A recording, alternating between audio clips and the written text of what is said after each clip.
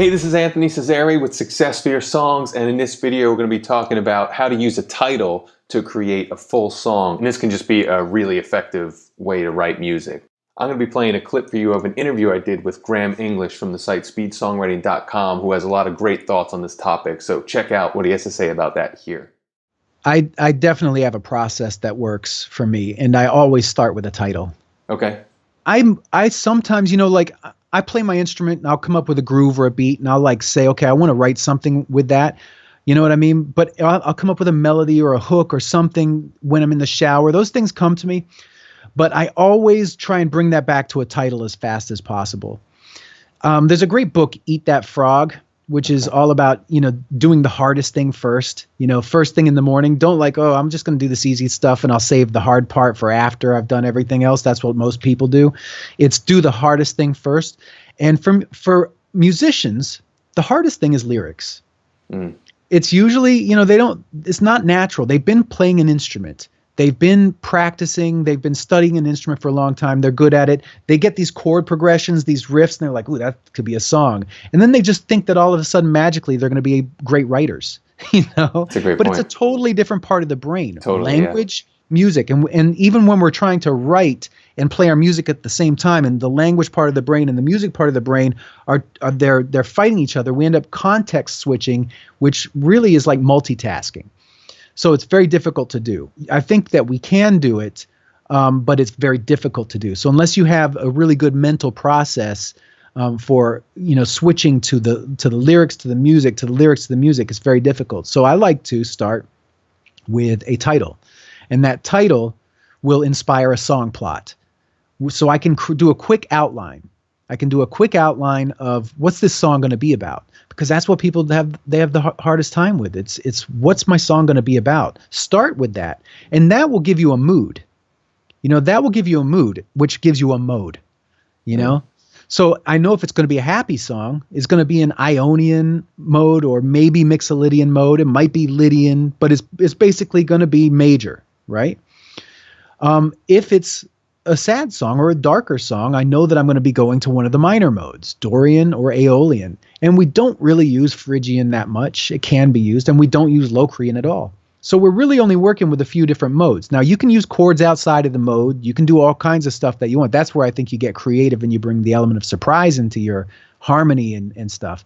But it really does tell you where to be looking at. I know I'm going to be using these basic chord shapes, these chord progressions, because this song is going in this direction.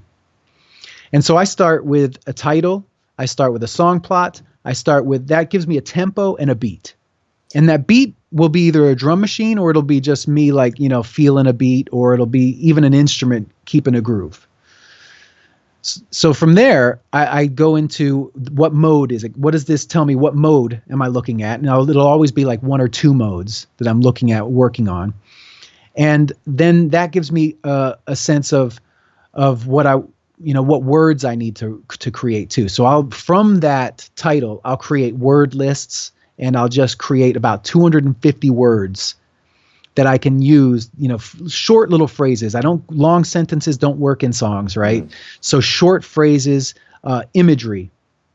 I'll be using, my senses, I'll be using thoughts, I'll be using content in order to come up with this list of words. And then I'll build that list of words with rhymes even more.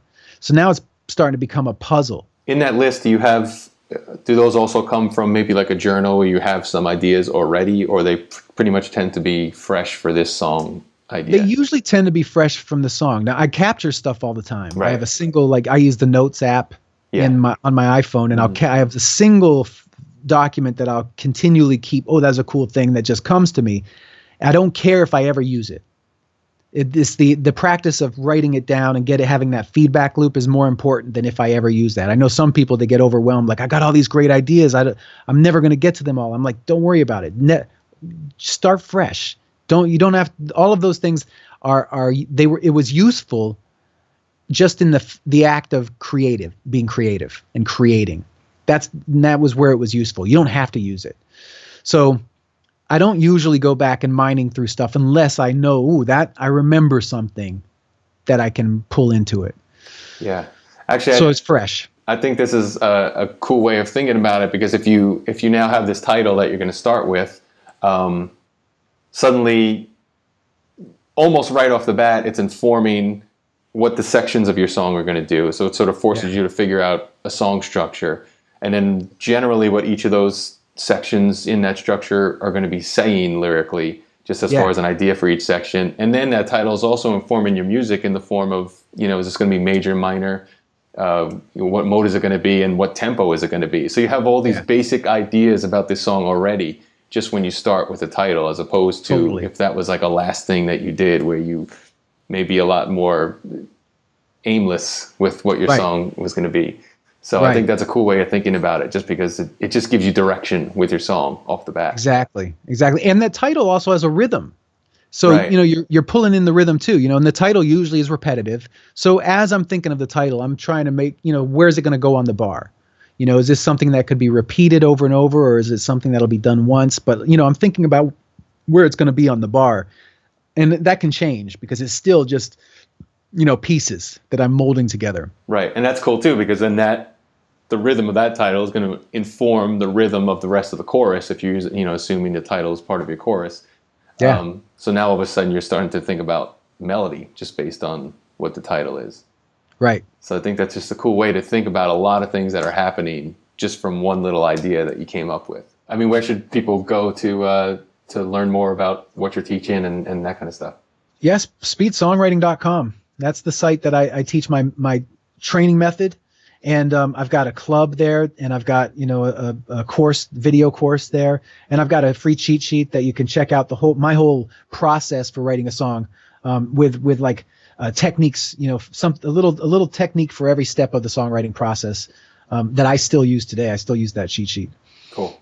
Yeah, and I'll put a link for that below, so that awesome. People can access that easily. All right, so I hope that information helps you out. Obviously, you could see that starting with a title can be a great way to create a more memorable song. If you're looking for another really easy way to make your music much more memorable, I've got a free cheat sheet for you right below this video. It'll show you an easy technique you learned in grade school but probably aren't using in your music to create much more memorable songs. So if you don't yet have that, grab that below the video, and I will talk to you in the next one. Thanks for checking this out. Take care.